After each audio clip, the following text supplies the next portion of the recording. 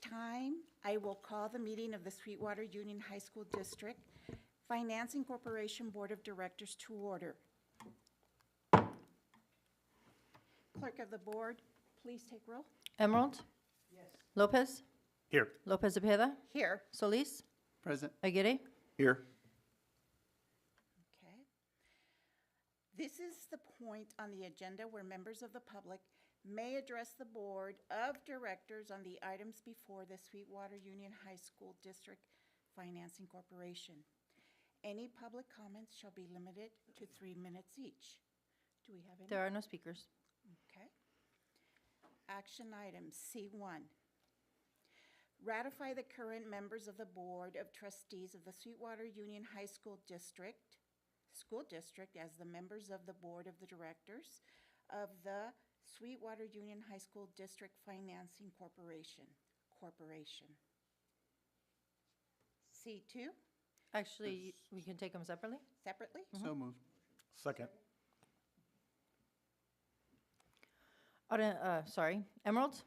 Yes. Lopez? Yes. Lopez Zepeda? Yes. Solis? Yes. Motion passes 4 yes, 1 absent. Item C2, elect, ratify the following officers to the Board of Directors of the Sweetwater Union High School District Financing Corporation. President is the President Board of Trustees, so that would be me. Vice President is the Vice President Board of Trustees, so that would be Trustee. Yes. Okay. Secretary, Clerk of the Board. Executive Director is the Superintendent. And the Treasurer would be the Chief Financial Officer of the district, Dr. Sacco. So moved. Second. Emerald? Yes. Lopez? Yes. Lopez Zepeda? Yes. Solis? Yes. Motion passes 4 yes, 1 absent. Item C3, approve the minutes of the January 29, 2024 Sweetwater Union High School District Financing Corporation meeting. So second. Emerald? Yes. Lopez? Yes. Lopez Zepeda? Yes. Solis? Yes. Motion passes 4-0.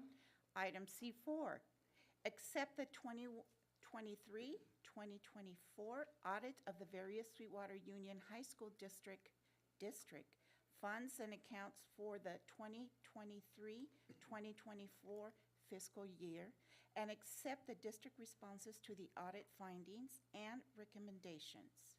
So moved. Second. Emerald? Yes. Lopez? Yes. Lopez Zepeda? Yes. Solis? Yes. Motion passes 4 yes, 1 absent. Okay. The meeting of the Board of Directors of the Sweetwater Union High School District Financing Corporation is now adjourned. Just go right to the next.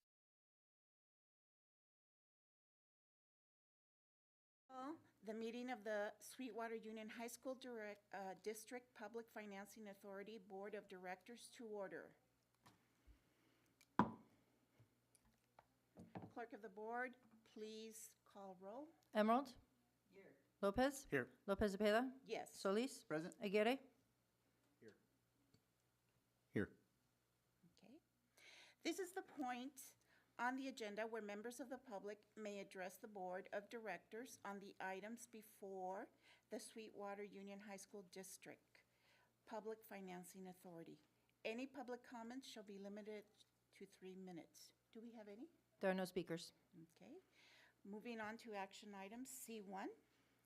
Ratify members of the Sweetwater Union High School District Board of Trustees serving as the members of the Board of Directors Authority Board of the Sweetwater Union High School District Public Financing Authority. So moved. Second. Emerald? Yes. Lopez? Yes. Lopez Zepeda? Yes. Solis? Yes. Motion passes 4 yes, 1 absent.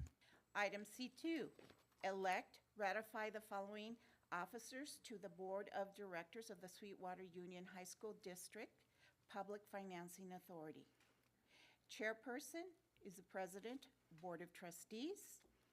Vice Chairperson is the Vice President, Board of Trustees. Secretary, Clerk of the Board. Executive Director is the Superintendent, and the Treasurer is the Chief Financial Officer. So moved. Second? Emerald, Yes. Lopez, Yes. Lopez Cepeda, Yes. Solis. Yes. Motion passes 4 yes, 1 absent. Item C3, approve minutes of the January 29, 2024 Sweetwater Union High School District Public Financing Authority meeting. So moved. Second? Emerald, Yes. Lopez, Yes. Lopez Cepeda, Yes. Solis. Yes. Motion passes 4 yes, 1 absent. Item C4, accept the 2023-2024 audit of the various Sweetwater Union High School district funds and accounts for the 2023 and 2024 fiscal year, and accept district responses to the audit findings and recommendations. So moved. Second? Emerald, Yes. Lopez, Yes. Lopez Cepeda, Yes. Solis. Yes. Motion passes 4 yes, 1 absent. The meeting of the Board of Directors of the Sweetwater Union High School District Public Financing Authority is now adjourned. And again. This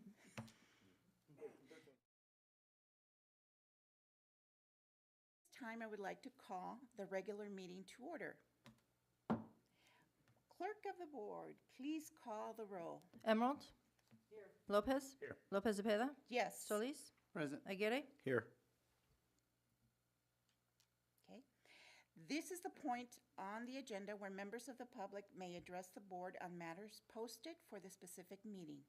And in accordance with Government Code Section 54954.3, subsection A, the board will provide an opportunity for members of the board to directly address the legislative body concerning any item that has been described in the notice for the meeting, before or during consideration of that item. Each person wishing to address an item on the meeting notice in closed session will have 2 minutes to do so. There are no speakers. Okay. If there are no further communication, I will recess the meeting for consideration of the following closed session items as posted in the meeting notice. 1, student expulsion suspensions, expulsions reinstatements, Education Code 48916 through 48918, students identified by case and ID number. Item 2, public employee discipline, dismissal, release, Government Code Section 54957. Item 3, conference with legal counsel, existing litigation, paragraph 1 of subdivision D of the Government Code Section 54956.9. Item 4, conference with legal counsel, anticipated litigation, paragraph 2 of the subdivision D of Government Code Section 54956.9. Item 5, conference with labor negotiator, Government Code Section 54957.6. We will now adjourn to closed session.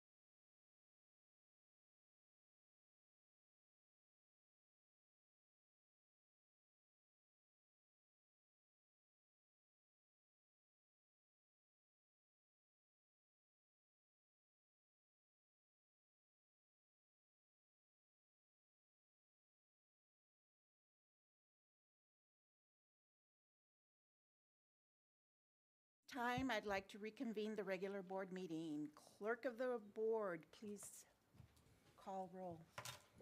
Emerald? Lopez? Here. Lopez Cepeda? Here. Solis? Present? Aguirre? Here. Davis? Here. Okay. We will now hold a moment of silence and the Pledge of Allegiance. During the moment of silence, we would like to remember a longtime administrator and coach who recently passed away, Bob Aguilar, and a student from National City Middle who recently passed away, Keilani Uribe. Please stand.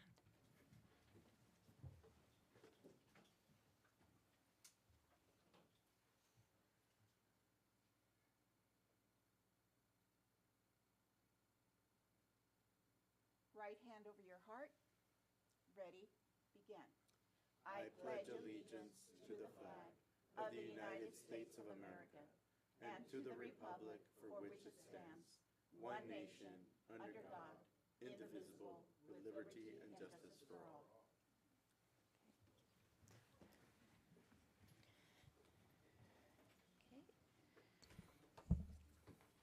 The board met in closed session preceding this meeting to discuss the following issues. Item 1, students' expulsions, suspended, expulsions, reinstatements.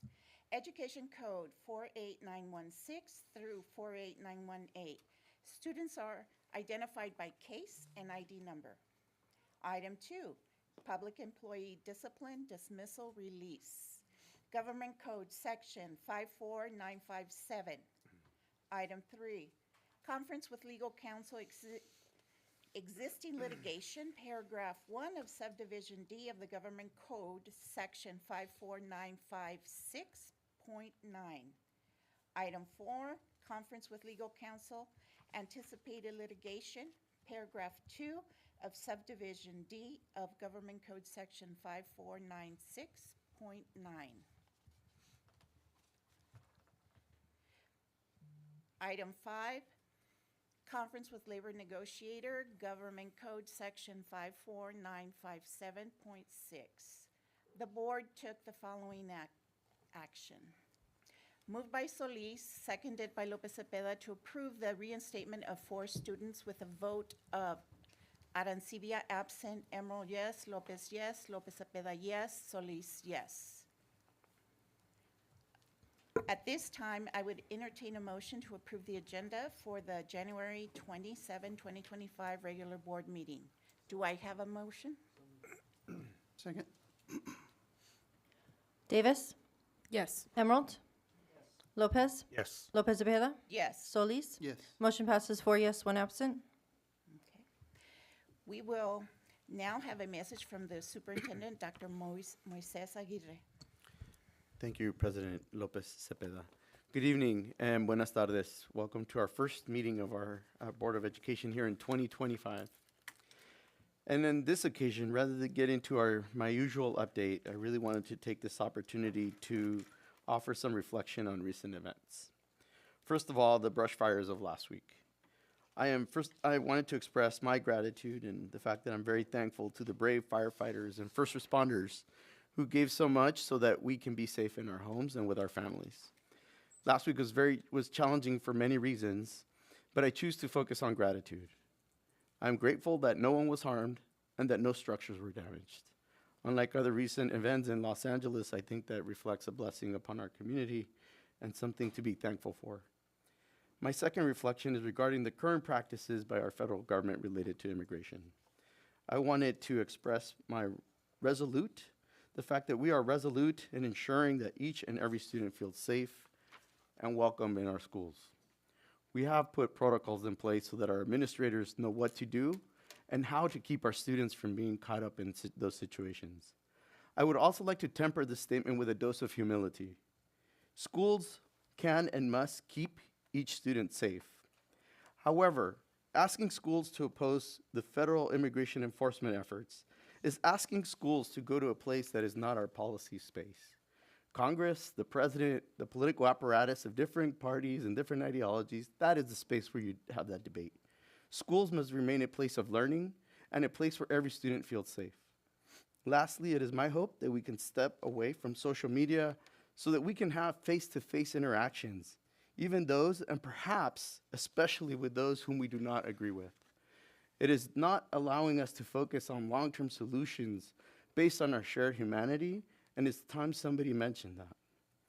Rather, it's a space where we have competing teams. It's my team or the other team. And I like to think that our community is one where we all should feel welcomed, embraced, and ultimately, whether we agree or disagree, that we are all part of one team. Thank you, and gracias por esta oportunidad de servir.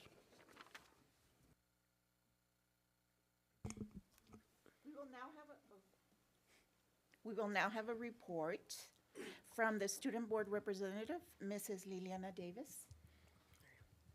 Good evening and Happy New Year. During the early part of January, I had the pleasure of holding my third in-person meeting with the district's high school's ASB presidents, with attendance from our very own board president, Ms. Elva Lopez Zepeda. I would quickly like to extend my profound gratitude towards Ms. Elva Lopez Zepeda and Ms. Fox for providing us with their insight and perspective on countless topics, as well as being so extremely flexible with their time. Our next meeting is scheduled to be on February 5th at 5 p.m. at my very own Olympian High School, where we will finalize the student survey before it is sent out to all school administrators to be passed down to the students. Now for a brief overview of what has happened in the past month. From Monday, December 23rd to Tuesday, January 14th, winter break provided students with the opportunity to take a few days to rest and relax, while also spending time with their families over the holidays. The voter registration drive did come to an end, with more than 300 students registered on the very first day, which was hosted at, again, my very own Olympian High School. Overall, we had about 1,400 students registered throughout the district. Our next voter registration drive will not be until 2026, and although there will be no presidential election until 2028, there are still various impactful roles that should take into account everyone's voice.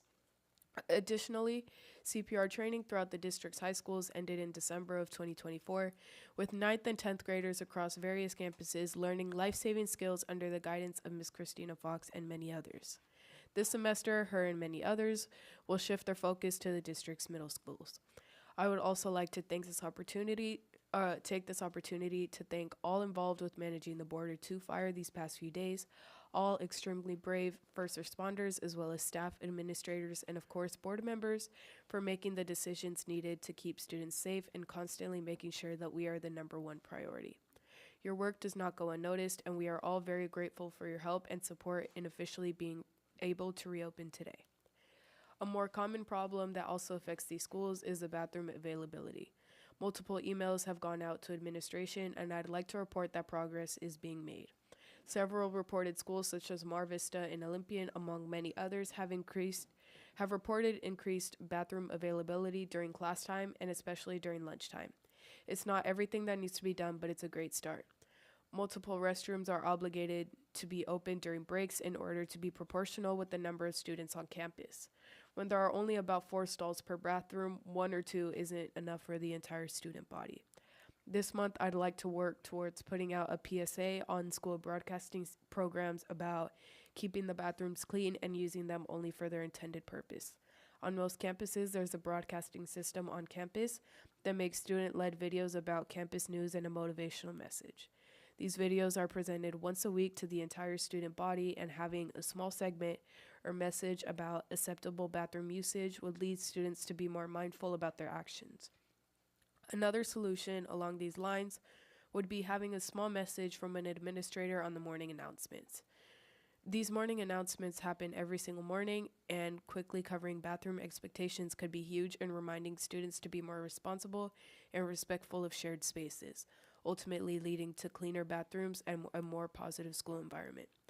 This month, I will also continue working towards sending out my survey to students across the district. The survey is finished and just has to be reviewed before being sent out to administration. Its purpose is to recollect data from all students across the district, specifically centered around bathroom conditions and availability. By the February meeting, I will provide an update on my survey, hopefully expecting it to be shared to the students by then, and just waiting to collect data, which is predicted to be shared by the March meeting. Being able to share perspectives provided from all types of students will allow me to better share the board problems and solutions for ongoing and possible new obstacles in our district's high schools. Thank you especially to Ms. Fox and Dr. Moore for making my vision of this survey possible. That's all for me tonight, and let's make this new year a great year. Thank you. Okay, public communication. Item D1, conduct a public hearing on a bid protest. And following the bid protest hearing, the Board of Trustees should take action on the bid protest, either at the hearing or subsequent to the hearing, and provide confirmation to Byram Davy Incorporated of its determination in writing. We will now consider Board Agenda Item D1, hearing of bid protest submitted by Byram Davy Incorporated concerning Chula Vista High School project, building and site improvements, bid number 25-2933-AM. The public hearing is now open. Should a representative of bid protester Byram Davy Incorporated wish to comment on the matter, they will be provided 5 minutes to address the board regarding the bid protest. At the conclusion of these comments, the district's representative will have 5 minutes to provide the board with information on the bid protest. Should Byram Davy wish to respond to the district's presentation, it may address the board for no more than 2 minutes. Does Byram Davy wish to comment on this matter? Yes, I believe Steve Davy? Yes, please come forward. Hey, everybody. It's actually Byram Davy, just to let you know. Byron? It's okay. Do I just start? Or what? Yeah, Are we ready with the timer? There's a little paragraph for you to read. before that? Okay. Yeah. Please identify yourself. You will have 5 minutes to provide your comments. The board has the opportunity to ask you questions. Those questions will not be counted against your time. Okay. You ready? Oh, yeah. Well, I'm ready, as much as it can be. So, I'm Steve Davy, Byram Davy. So, basically, we're here just to discuss about what happened at the bid time. And it bid on the 3rd of December. And the biggest issue that we've had is with the roofing company that we listed. And it's A. Pierman Roofing, which holds a C39 license, which is not part of the MEP. But he does have other licenses that are part of the MEP. That's where he came into play, where he had to get, pre-qualified. What we do at bid time is basically we take a look at the pre-qualification that's provided by the district on the website to see who's pre-qualified at bid time.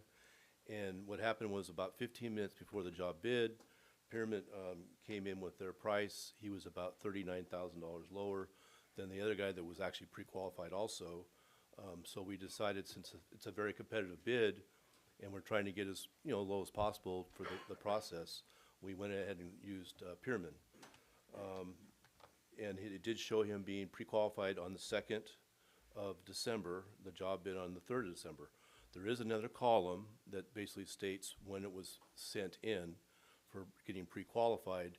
And in the district, they did say they wanted to have it on the 14th of November, and they said they submitted on the 2nd of December. And so we looked at that column, but also I want to make a point. On every single one of those columns that are on the ones that received, they're all stating the same date as they've been qualified. So I said, that doesn't make any sense. How can you get a pre-qualification thing in, and then all of a sudden it's pre-qualified the same day? So on that same pre-qualification website, our name's on there too, Byram Davy. So I said, well, I'm gonna go take a look at this. So it actually showed us being approved on April 8th of 2024, and it said we submitted on April 8th, 2024. I go, well, no, we didn't. We sent it before that. We actually sent it on the 4th.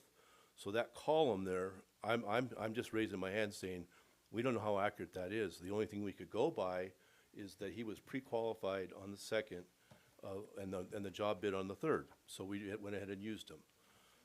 I also have a letter from that same company, a letter from the district that basically approved him on the 2nd to bid projects.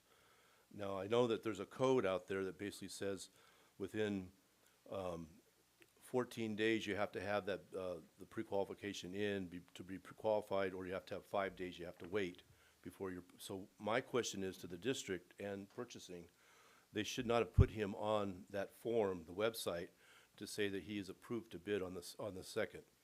That's what threw everything off. I mean, in the previous websites, they only had one column and it said pre-qualified on that date. So everything is going back to that when you handed it in. So my whole point is if you go to that code again, it doesn't say that you can deem non-responsive for handing it in late, but we are non-responsive if he's not pre-qualified on the bid time. He was pre-qualified based on that form. So that's what I wanted to say on that part. The other point that I wanted to make up is that there's no perfect bid. How much time do I got? Okay. And in fact, when I asked, when we were called by the district saying, well, you're gonna be deemed non-responsive, I says, well, was Conan's bid okay? Did you see any problems with it? He says everything was fine. I know there are attorneys here, so I don't know if I could bring this up, but it's actually something you don't have in your documents. Can I bring that up now or not? Is that a question I can ask? We cannot advise you as to legal matters. Okay.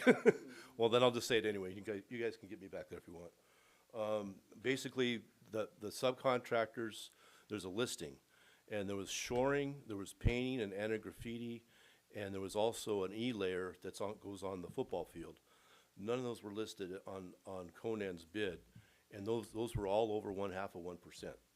And that's a very stringent rule that the districts do have, that you have to list a sub that's over 0.5% in a bid. So what I'm saying is, you know, maybe we made a mistake on ours, but there's some errors on theirs too. Is there more stringent than ours? I would actually say yes, because if you don't list a subcontractor that's over 0.5%, that allows that contractor to go out and find other prices. That's not fair to the district, and we actually watch that as a company for Byram Davy to make sure that everybody follows that rule. The last thing that I wanted to say is Byram Davy does tracks and fields all over the state. We've done over 700 tracks and fields, and this is what we do. So, okay. Thank you. Who is responding?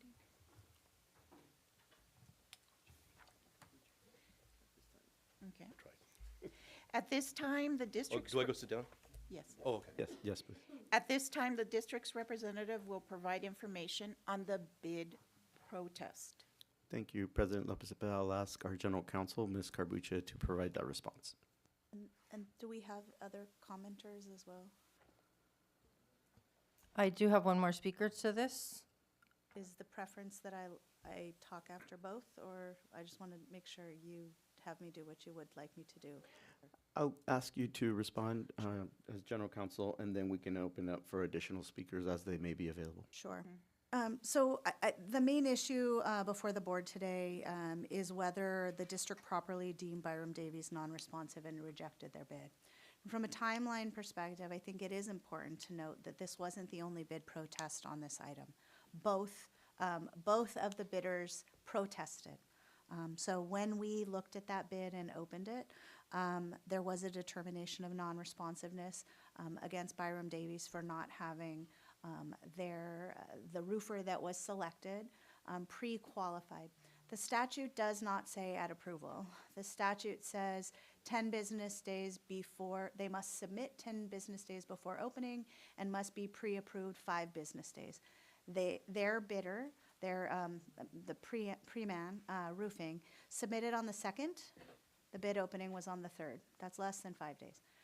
In the questions that were submitted by Byram Davies, even in the addendum, it asked whether it was submission date, the company did, whether it was submission or approval. We made a very strong point in answering that. It's around question 14, that was, I think question 10, was based on submission date, and they clearly, even we told Preman when they submitted that they didn't even ask the question until after November 14th. So we do maintain one list because bidders don't just bid on one project. It's not a list that's separate for every bidding. You can be in smaller contracts, you can be in big bids. There's a lot of ways that folks do business with the district where that pre-qualification may not have been as relevant as it is here in the code. So from our perspective, we did say to Conan that their bid was moot based on the fact that we had ourselves determined Byram Davies was non-responsive in that bid. And in the conversations and in the documents that are in your binders, Byron Davies, from a company perspective, acknowledged that the subcontractor had a late submission in each of their meetings with us and was instead saying, how big of a difference is it? Very similar to what Mr. Davies said tonight was no bid is perfect. Well, the problem for us is if we start saying, well, this is a waivable, but this isn't a waivable, at what point and at what position are we making that? Are you delegating that authority to Ms. Quirk? Is that going to be a board decision every time? Are we going to get sued for being arbitrary and capricious every time we make that decision? So our consistent practice is if it's not exact, it's not exact. At this moment, I believe that if you were to accept the bid protest, we would have a bid protest issue with Conan because we told them their bid protest was moot because of the decision that we made. So that opens it. The big issue, in addition to delegated authority for the purposes of Ms. Quirk or Dr. Aguirre, the other big issue is if you look at the code provisions, there is language explicitly there related to the old Leroy Green Bond Act, related to if you don't follow all pre-qualification standards, you may be kicked out from receiving state funds or state match. We do not know because it is under Leroy Green, but as you know, we've had conversation about what that means from other financing provisions going forward. Why would we put ourselves in a place every dollar matters, but when we're talking about potentially being disqualified from millions of dollars of funding, we do not believe as staff that warrants us waiving a provision that we do not believe we waived in the past. And we've consistently said not to do this. So that is our purpose and our statement right now as to why we don't believe it's inappropriate. That is not to say we can't make our guidelines online clearer. We can't stamp letters to say you can have any project from this date forward. There's many things we can do in that AR, but we don't do that mid-process. We do that after bids.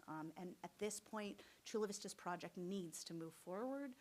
We want that project done so kids can experience those facilities, and we don't see a reason to start this bid process over or create a secondary bid protest with the lowest responsive bidder, Conan, who's sitting in the room. Okay. Does Byram Davy wish to respond? Yes. If so, you will have 2 minutes. Come up. One of the things that you stated is that there was other bidders. There was only one other bidder. But you said two. It's just us and them. We don't protest ourselves. So We protested our finding you non-responsive. They protested the possibility of you being awarded the lowest bidder. That's two bid protests. okay, fine. One of the things that I just wanted to point out, and I understand, but one of the questions I had during this whole process, because it's like check the boxes, right, that I've been going through. And I did bring up the point to one of the members, is that we'll walk away if you guys tell us the bond thing is gonna hurt your school, your district. And I never got a direct answer. I heard your answer was much better than what I got. Because we don't wanna affect the district at all. We don't wanna affect the district at all. So the answer that I got over here was much more informative, let me know that if you guys go forward with it, you could lose your bonding. I'm okay stepping away, because that's just not who we are. But I have to just tell you, I didn't get that answer, because I asked that question, and basically the answer I got was, we don't arbitrarily ask that question. And I go, what? I says, basically I wanted to make sure, where's your answer? I wasn't getting the answer, so that's why I'm here today, to say, you guys, I wasn't getting the answer to find out whether or not you guys are gonna lose your bonding capability. So, you know, if that's the case, then I guess I will step away. But I wasn't getting the answer, okay? But what you're getting rid of here is a company, that's all we do is tracks and fields and stadiums. You're getting another company, and not bagging the next other company, they've never done one before. So you're gonna get someone in there that's never done a track and field and stadium ever before on a $33 million stadium. That's a little dangerous too, guys. That's something to look at. And is that gonna be done in the time frame you need? So, well, okay, so I'm done, so. All right, Thank thank you. you. Do we have another speaker? Yes, Michael Gibson.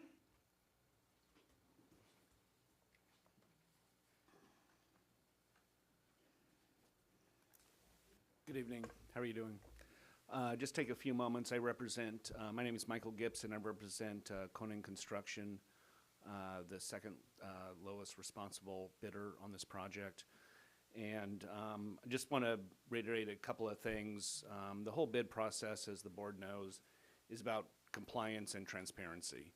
And that is what we've heard tonight from District Council is the compliance, and the undertone of that is transparency. And that's what Conan Construction met.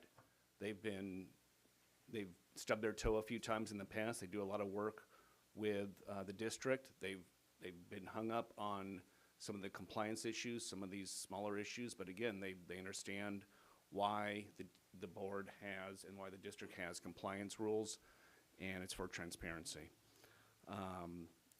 This is not the first bid that Byram Davy has submitted to the district. This is not the last time they're going to submit a bid to the district, so it's not a situation where these rules are new. These rules are going to be there for a while, and they're there for a purpose. Again, transparency for the district, for your constituents, for the taxpayers that are funding these projects. And those are just the points I want to raise tonight. I also have Shannon Maurer here, who can also share a few words. Good evening. My name is Shannon Maurer. I'm president of Conan Construction, and you know, I understand the position Mr. Davies in. If he remembers right, we both bid it before. Both of us listed non-pre-qualified subs. Project was deemed non-responsive, thrown out, and we rebid it. And we rebid it, and we did it correctly, and unfortunately, Mr. Davy and his team unfortunately listed Preman, it's Preman Roofing, who was not pre-qualified. And to my knowledge, I think they're the ones that wrote the RFI asking the very date that pre-qualify needed to be done, that was in the addendum. So, you know, I get it, it's a hard pill to swallow. We're excited to be here. We're building several schools, going to be building several schools and projects with you guys. And, you know, I also want to acknowledge that his comment about me not building stadiums, our partner in this project is Ono Construction, which is one of the pre-qualified sub vendors that builds the actual field. So it's one of his competitors. And so it's not everything he said. And we will be on time, we'll be on schedule, and on budget. So we're here to do you guys a great job and look forward to board's decision. Okay, thanks. All right. Kathleen Cheers. I wasn't going to speak until I heard Byron Davis say this is going to be their first, Conan's first football field. Mr. Solis, you remember me from day one. My major objection prior to you all coming to the board was the fact that we had hired a contractor who had not done football fields before. So I just want to go on record as saying, you all know Mrs. Cheers, she's going to be on this like white on rice. And I wasn't going to say anything until I heard that. I did hear Conan just say that their subcontractor has done it. I'll be reaching out to find out who that is, and I will be doing my research because I just don't want a replay of Hilltop High School. Thank you very much. Okay. No further speakers. Okay. Based on the information and Mr. Davies' comments, I would say that the board will probably decide to reject the bid protest on behalf of Byron Davy. So the board will now consider a motion to reject the protest by Byron Davy. Do I have a motion to reject the bid? Second. Davis? Yes. Emerald? Yes. Lopez? Yes. Lopez Zepeda? Yes. Solis? Yes. Motion passes 4 yes, 1 absent. Okay. Thank you. This is the point on the agenda where members of the public may address the board on any matter not on the agenda and have 3 minutes to do so. Pursuant to board bylaw, the board may limit the time for public comment on any single topic to 20 minutes per response to matters not posted on the public agenda. But will refer speakers, well, not posted on the but will refer the matter to the superintendent's office for review and report. Speakers shall refrain from using profanity and shall speak in a respectful manner. Thank you for your cooperation. Do we have any speakers? Yes, Kathleen Cheers? Belated Happy New Year. Each new year brings another year cheers ages. Now 75 since we last met. Trustee Solis, you own the record of enduring my public comments longer than any other Sweetwater trustee. And you've endured it with professionalism, kindness, and empathy. And I thank you for that. The location of my home allows me to see the ocean to the west, far north to Point Loma and beyond. The lights of Tijuana to the south, and to the mountains in the east. I can see the Friday night lights of Montgomery High, Chula Vista High, Sioux High, Hilltop High, and Castle Park High. New Year's Eve, I was watching Netflix, as all of us old people do, enjoying the view during commercials while sipping on Hennessy, when I noticed the lights at Castle Park High School were on. Why, I questioned, being the fiscally responsible person I am, I reached out to Ms. Quirk with an inquiry as to why, fully aware the answer would take a few days. Much to my surprise, within 10 minutes, I received a response promising an update once she had an answer. Then about 20 minutes later, she had the answer and took the time to share. Remember, this was New Year's Eve. Dr. Aguirre, I hope you realize how fortunate you are to have such an employee. I've been around long enough to know the persons a leader surrounds himself with will either make or break an organization. Ms. Quirk, a constant professional. She receives my consistent questions, inquiries, concerns with no objection, no malice. She understands transparency, while not always easy, is imperative, leading to trust and at times a willingness of both sides to simply agree to disagree. Dr. Aguirre, thank you for your heartfelt message this evening. If I may, we must all remember we bleed red. We do not bleed black, brown, or white. The divisive banter needs to stop. Students, all students, must be our priority, keeping the politics out of it. Our students, our community students deserve our best, and they're not going to receive it if, as you pointed out, we break off into groups and point fingers at each other. Now, you all know me. You know if I've got something to say, I say it. I say it to the person. I do not say anything unless I have checked it, double-checked it, and triple-checked it. Regarding the fires, I live on the cliff. I received a message from Sweetwater. I don't have children in the district. My neighbors all received messages on our phones from Sweetwater. And from what I understand, the majority of people were very appreciative. Thank you very much. Angelica Ivo Saisor? I wish I was as good as the people before me at doing this. I wanted to talk to you about the 8-period day again. I've had a handful of one-on-one conversations the last few weeks, and they've been really great. It feels like we're actually people talking and sharing ideas, and I felt heard, which is really cool. But whenever I come here, I feel like I'm talking at you because there's no conversation, there's no dialogue, there's no questions and answers. It's very strange. It feels like my words go into a void. But I looked on the website and some of the belief statements on there, you know, about believing in relationships and collaborations. I agree. The value of community voice in decision making. I agree. We believe in a culture of trust based on integrity and transparency. Yeah. But I would like for these to feel more accessible and more true. To sit in a room together as people, as a community, we have a combined mission, you know, that we can actually, I don't know, just share ideas and like, well, this is why we're not doing it. Okay, well, what about this? Well, then here's this other one. Okay, well, what about that? And that we could actually talk about it. I don't think a lot of us really still know what the issue is. Even if it means sitting on the floor in a circle with a talking stick. And I don't mean that as a joke. I think that would be great. I think we should do that. Education, unfortunately, is a business. And if it's a business, then who's your customer, right? The families, the students. It doesn't matter what you do, what programs you cut, how much money you save. If there's no kids, there's no school.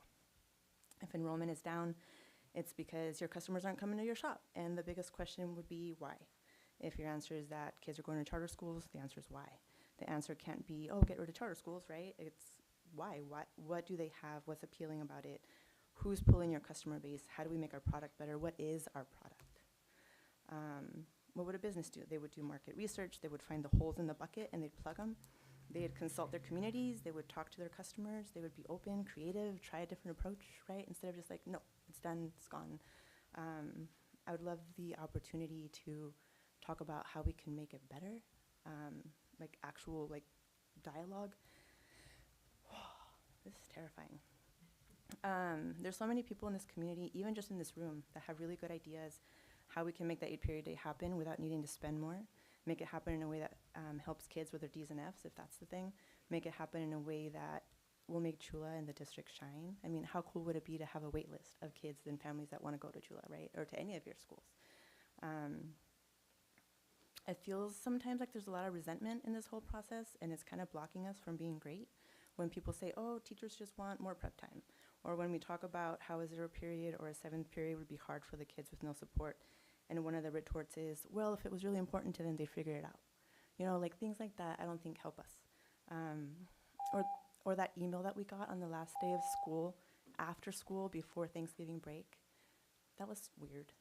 I have much more, but I won't say it. It just feels like there's a discrepancy between messaging and how it's actually happening. Thank you. Joseph Viveros.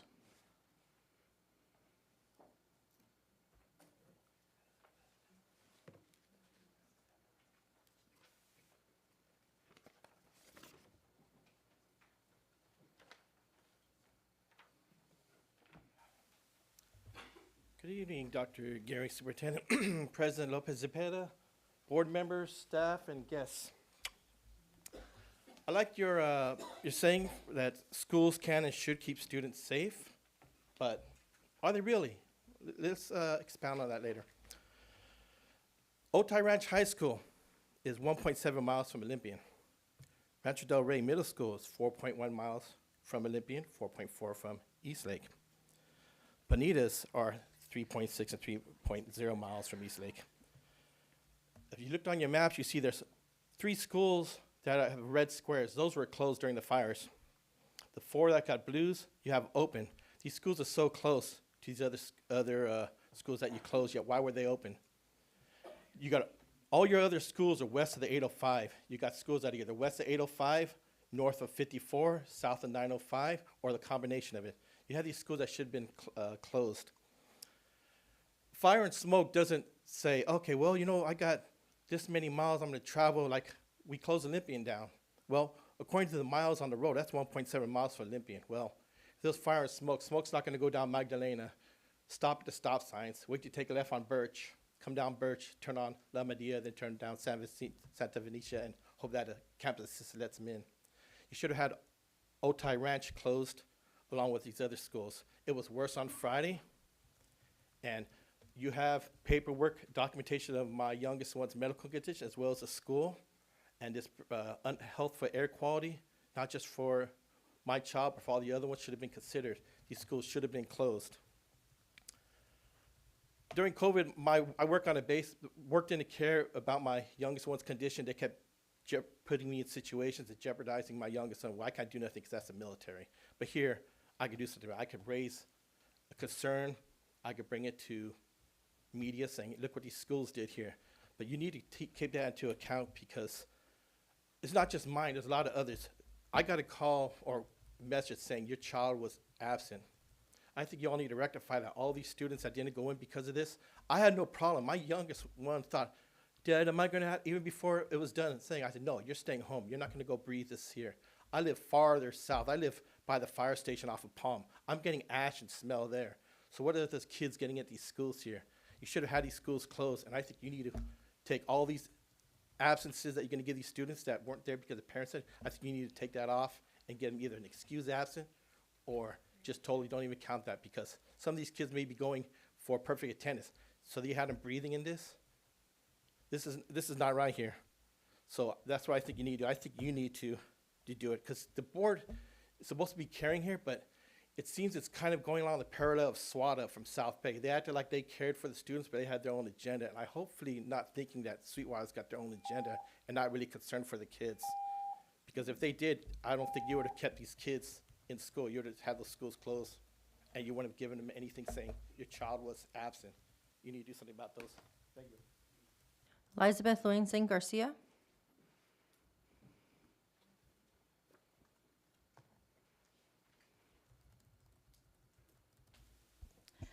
Good evening, members of the board, Superintendent Aguirre, and all the guests. I'm Elizabeth Loainsing Garcia, president of the Sweetwater Counseling and Guidance Association. As we recognize National School Board Month, I want to take a moment to sincerely thank all of you for the work you do for your leadership and service to our schools, our students, and our community. Your commitment plays a vital role in shaping the future of education in South San Diego, and I deeply appreciate the work you do to ensure our students have the resources and opportunities to succeed. So, happy National School Board Month. At this time, as we mentioned a few times already in this meeting, many of our students are grappling with a heightened stress and anxiety, particularly related to the nation's political climate around immigration policies. These issues create additional layers of complexity in our students' academic and personal lives. Counselors are at the forefront of providing support to these students. We're starting to see it and talking to students over the last few days, and more are we seeing it affecting our students. We appreciate the district's efforts in establishing protocols and support systems to assist students who are impacted.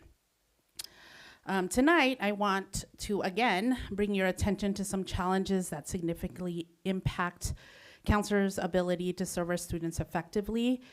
Counselors continue to face barriers in accessing special duty assignments tied to essential responsibilities, including college and career readiness, attendance, mental health, and the implementation of multi-tiered systems of support, to name a few. Oftentimes, counselors are called upon to assist, guide, consult, or even train other certificated staff allotted these positions. These areas are critical positions to fostering student success.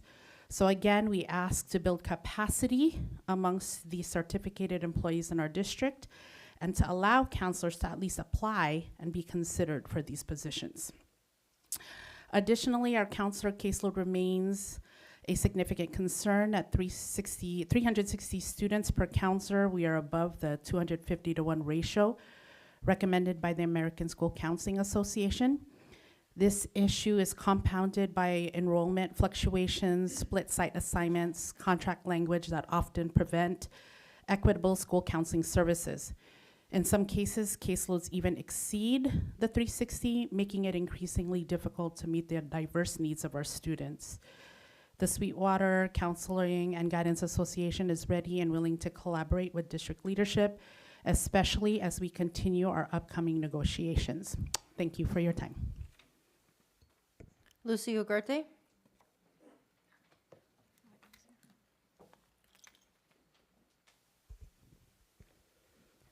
Good evening, President Lopez Cepeda, trustees, Dr. Aguirre, Ms. Davis. I'm Lucy Ugarte, President of the Sweetwater Education Association. Tonight, I want to express my gratitude that we are safe and that the border fire is currently 43% contained. Our firefighters have worked hard to keep our community safe.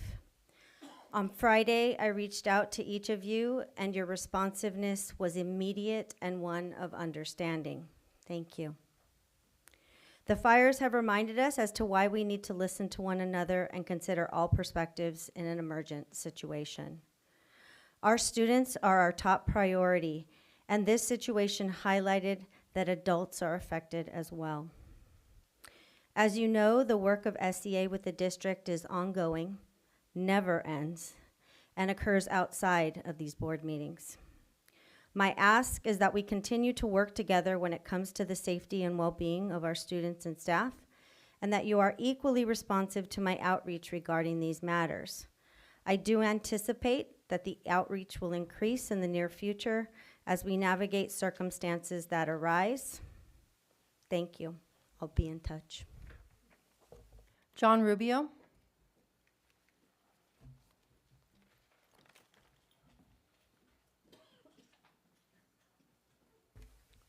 Hello, everyone. Dear members of the Sweetwater Union High School District Board and Superintendent, my name is John Rubio, current student at Otay Ranch High School and former student of San Isidro High School. I am writing this letter as required by the school district and to share my story with you and to express my appreciation for the opportunity to attend a school that really cares for me as a student and as a person.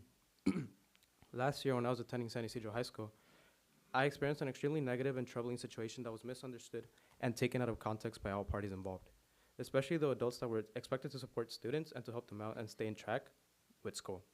Although I was prepared to accept responsibility for the infraction that I was sent to the assistant principal's office for, it was escalated by Assistant Principal Flores to a point where I was almost expelled if it wasn't for my advocate who fought for my rights. During the situation, I was not given the opportunity to fully explain or share my perspective of why I was sent to the office, as the assistant principal used his position of power to control the narrative and make me appear like a danger to myself and others when I was in fact not. Mr. Flores actually made a false report to the police and to other authorities that were called by him for assistance in the matter. And I have evidence to prove this. I hope the school district takes this matter seriously and investigate all that happened because there are other students that Mr. Flores could be hurting with similar actions. This entire situation nearly turned me into a statistic and possible school dropout. It traumatized me and forever altered my life for one mistake that could have been easily resolved at the school with positive discipline. I instantly went from being a high-performing student athlete to being threatened to be expelled and criminalized by having Mr. Flores state he would file assault charges against me with the police. I was asked to write a letter of what I learned from my experience. What I learned is that there are adults who take an oath to work in school systems that choose to misuse their power and authority and lie in an attempt to destroy the lives of kids. I learned that one mistake can alter an entire person's life when a corrupt person has the power and another does not. This experience took a heavy toll on me as a young adult and as a student. The stress of being labeled and almost expelled consumed me, and I became depressed. I couldn't eat, I couldn't sleep, and I felt that my life was pretty much over, and I didn't know what my future would look like. And it felt like everything I had worked so hard for was ripped away from me by the school administrator.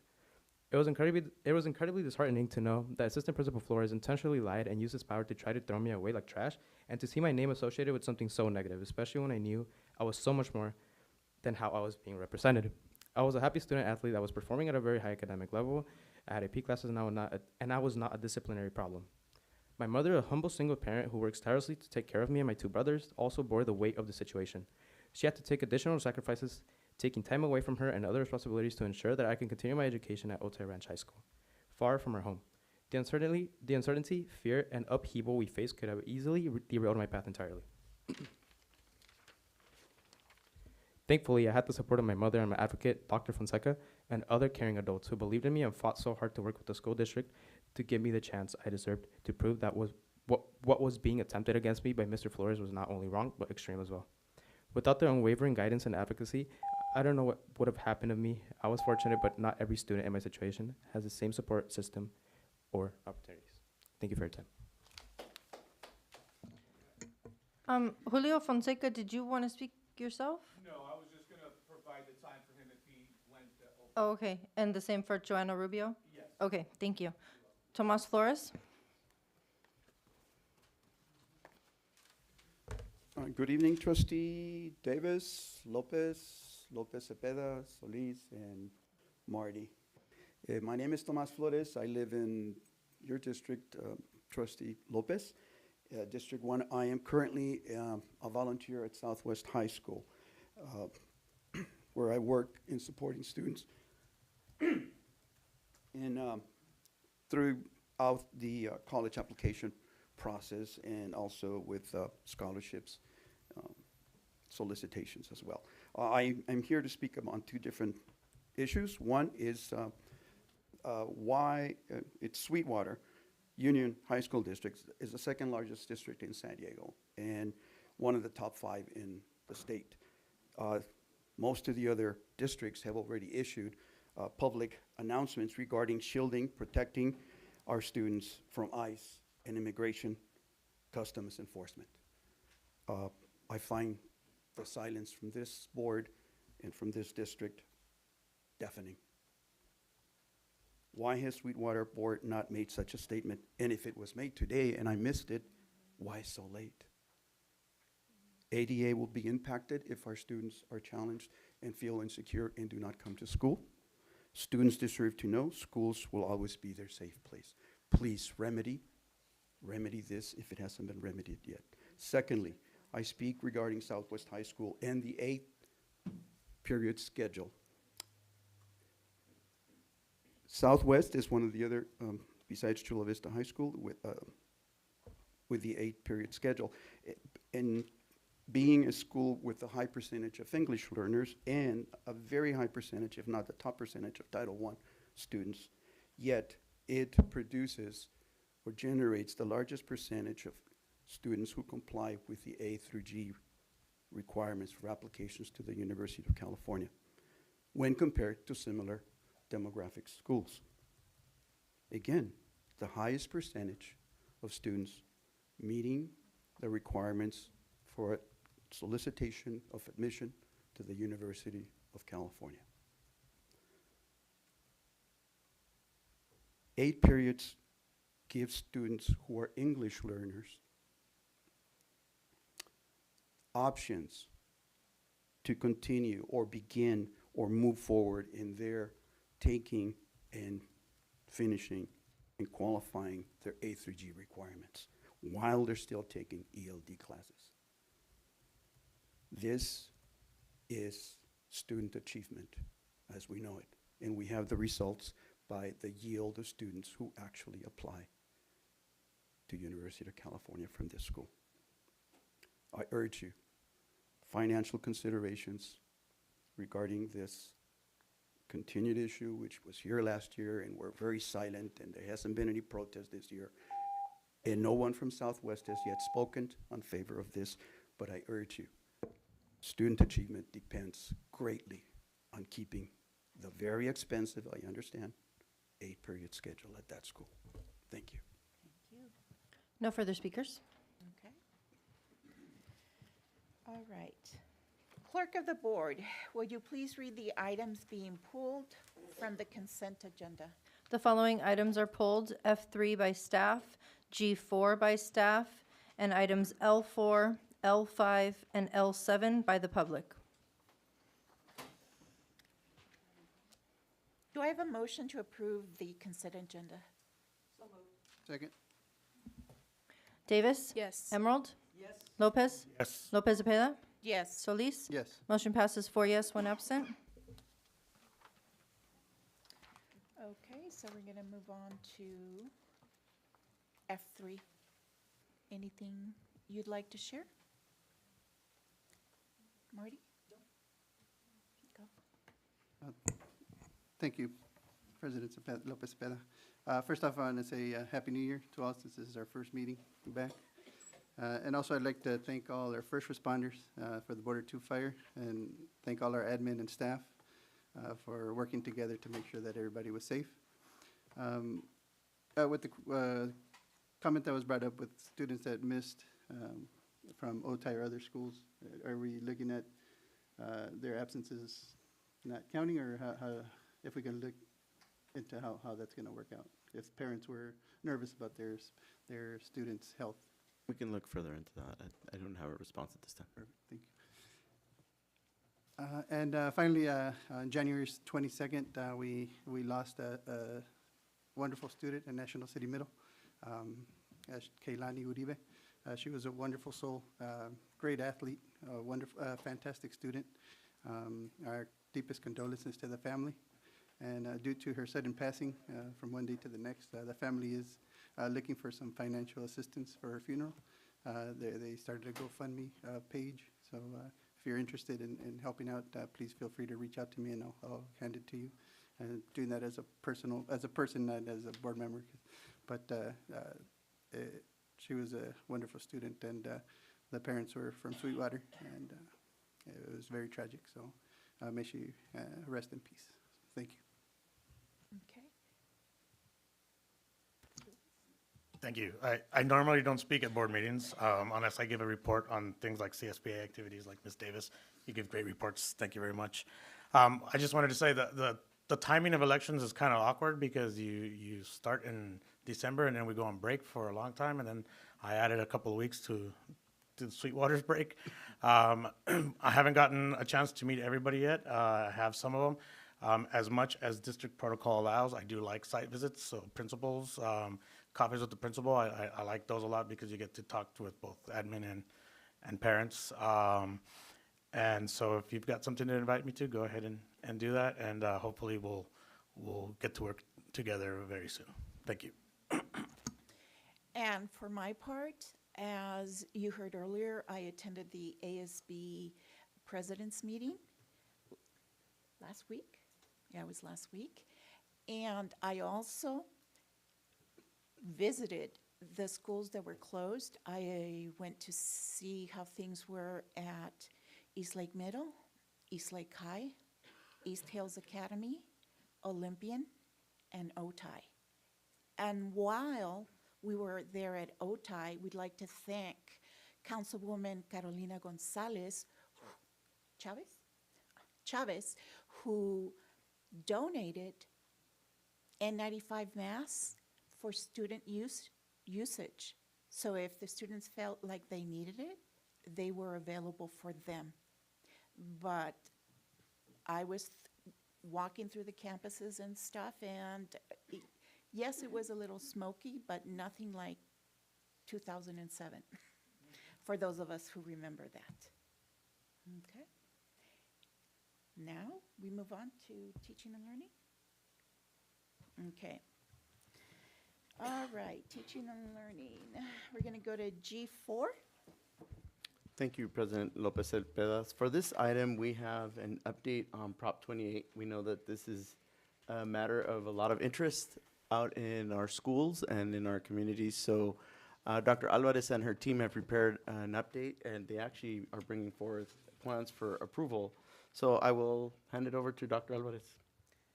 Good evening, President Lopez Cepeda. Congratulations on the first meeting.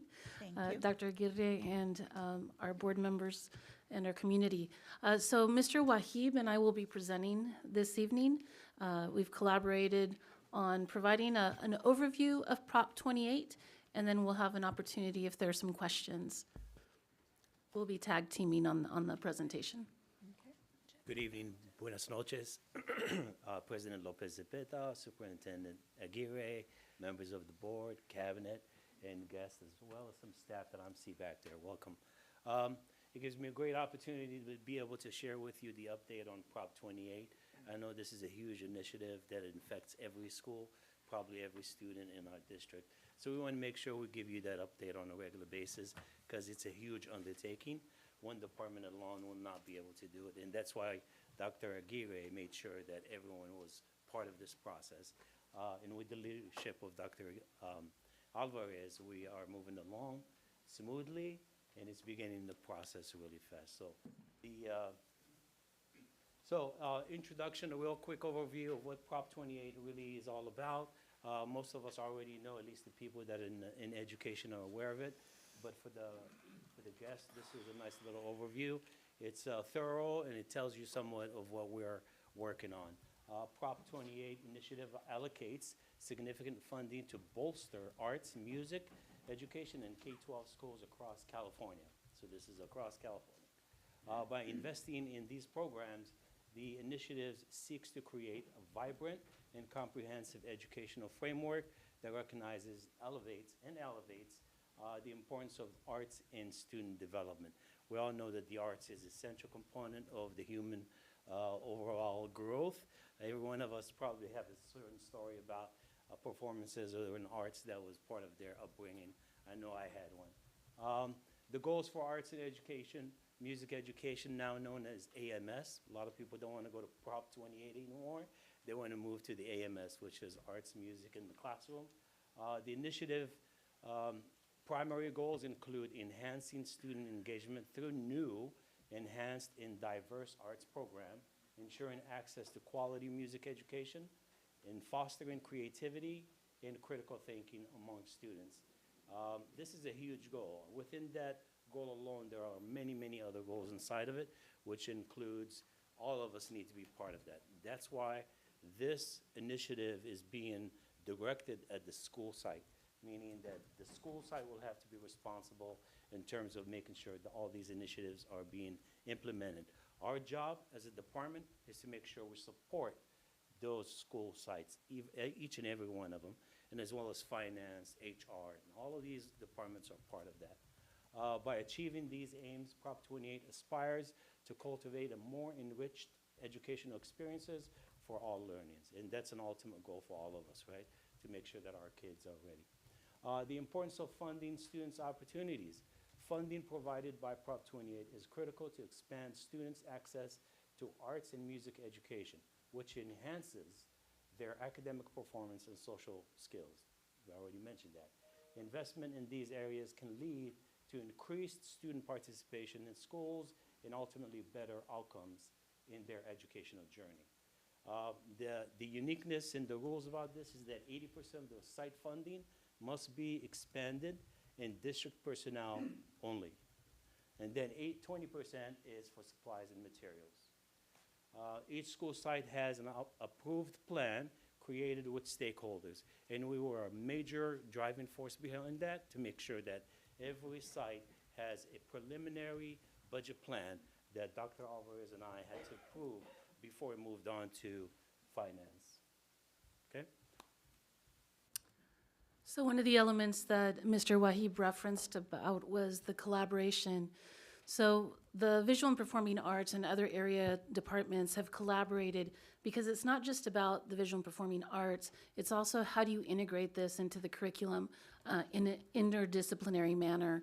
We wanted to ensure that our students across the district have really the opportunity and the experience with hands-on involvement in the arts. We wanted to make sure that there was a cohesive strategy in that plan. And so those development of those plans occur at the site level, but also in collaboration with the district departments that Mr. Wahib mentioned. So we've collaborated with finance, we've collaborated with legal and labor. We have worked with human resources because we want to make sure that we have the correct personnel, the right credentials in order to match the needs of our students. All of these elements have occurred because we've done assessments at school sites in terms of building information warehouses with our community to understand what the needs of the students are for these programs. It's really critical as the site administrators.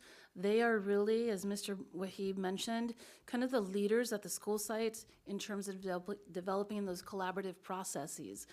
This isn't a plan that's developed by myself or Mr. Wahib or a principal. It's a plan that's developed at the site level with a cohesive and collaborative team. So we wanted to make sure that the school sites and the administrators were very well versed in what those processes were.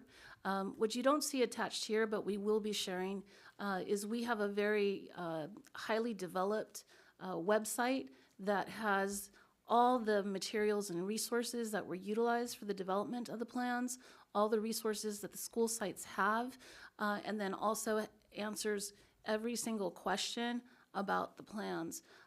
We also list on the website the funding sources, the amount at each school site, so that the transparency is there. So we wanted to make sure that our administrators understood that role and that those art initiatives were really spearheaded by them, but in collaboration with their community of stakeholders. Our arts programs do not function without our teachers, our teacher leaders, and our students. And so we wanted to make sure that our teachers were also a very integral part of this development. We wanted to make sure that our community resources were also included. The arts just don't happen in a classroom, they happen in the world. And as part of our college and career going culture, we talk about relevance and real world experiences and application. And so those community resources are very critical in making sure that we can create those robust partnerships and art programs.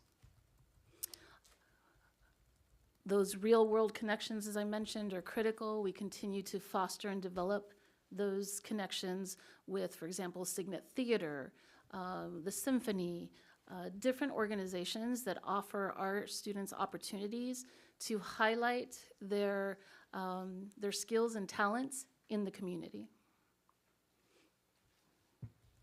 So as the Director of College and Career in Visual and Performing Arts, I oversee a lot of these budgets with, of course, the input from my leader, which is Dr. Alvarez, and we make sure that the funds, that Prop 28 initiative are allocated specifically for the arts education, ensuring that each school in visual and performing arts teams receive the necessary resource.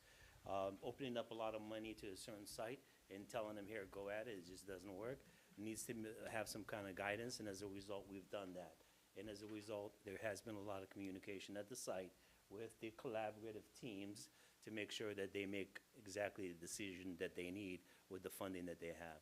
The allocation is prioritized programs that directly enhances student learning and engagement in the arts. It's very specific to the arts, meaning that VAPA, Visual and Performing Arts, are the arts, and possibly the CTE, not possibly, the CTE in Visual and Performing Arts, or should I say CTE AME, which is Arts, Media, and Entertainment. The district anticipates substantial investment in arts program, including new classes, enhanced programs, materials, and equipment.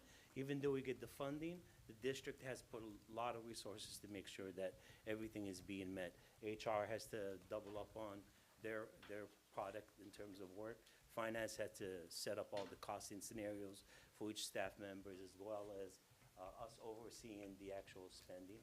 Expected spending aims to support diverse art forms, catering to various student interests. Site stakeholders' input is crucial in the development of these plans.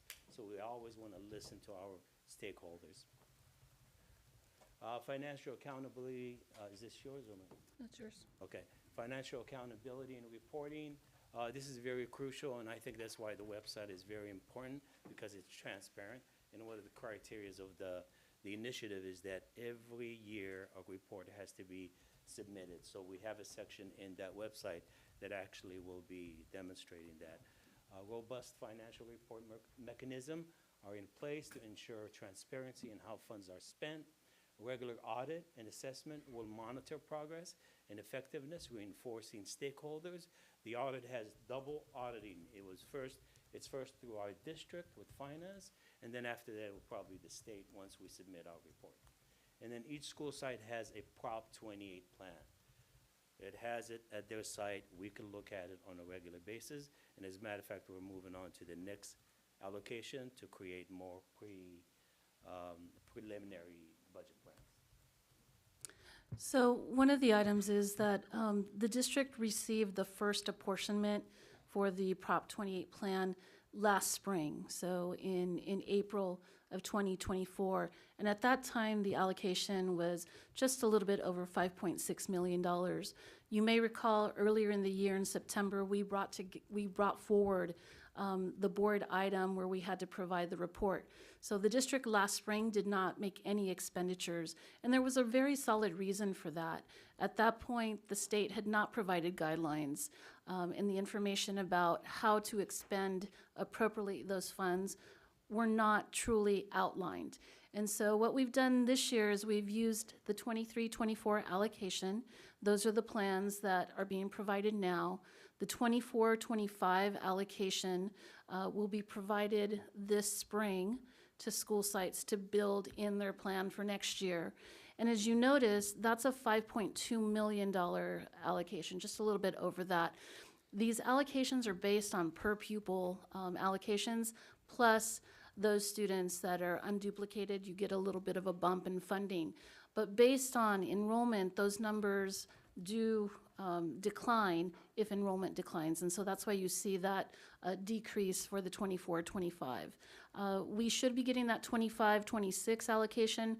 That will be on budget cycle. So it will be provided for next year's funding as well. Not to confuse anyone, but for the 23-24 allocation, we have 3 years to expend those funds. So it's a rolling 3 years every time we get in funding. The state decided to do that so that it would provide continuous funding based on your enrollment. So over the last 2 years, just a little bit over $10.8 million, very substantial investment, and could do a lot of build a lot of programs for our students. And so we want to make sure that as we go through this process, it's on our website, you have accessibility, there's an opportunity to ask questions, it's school site based, so that there is clear transparency about how these funds are being used to really augment our programs. One of the things that we're really proud of is the expansion of classes. We want to make sure that we offer broader musical classes, including instrumental, vocal, and music theory. These courses are offered across the district, but not at every school site. And so, once again, those needs assessment, those student interests, and those inventories from the sites and student voice is very critical in developing those site plans. We also want to make sure that that diversity is offered there. We talked about the visual arts, the theater and dance, and how do we really offer those diverse programs to our schools so that we can once again nurture our students' talents. And then that opportunity that we talked about were those extracurricular, where they have an opportunity to showcase their talents in the community and outside of the school day. One of the elements that I think is really critical, and we don't ever do anything in isolation as a school district that is 7-12, but also has adult programs and has intense and longstanding partnerships with our higher education partners, such as Southwestern, San Diego State, and UCSD. We're also looking at how those courses are articulated. So how our pathways that we start in 7th grade and go all the way through the end of high school, how they're articulated to our junior college partner, and then also through San Diego State and UCSD. So those are opportunities that we have to make those connections where it's not just at the Sweetwater schools, but it's also across the community. So attached to the documents are the site plans. We also submitted a board report earlier in the year that provides a summary of kind of the overview of all the steps. That's also in the attachments. We want to make sure that you as a board and as a community, you really understand what the Prop 28 requirements are and how we are here as a district with all our diverse teams in terms of supporting the school sites to ensure that we have strong implementation of these plans across our schools. So if there are any questions, Mr. Brahim and I are available.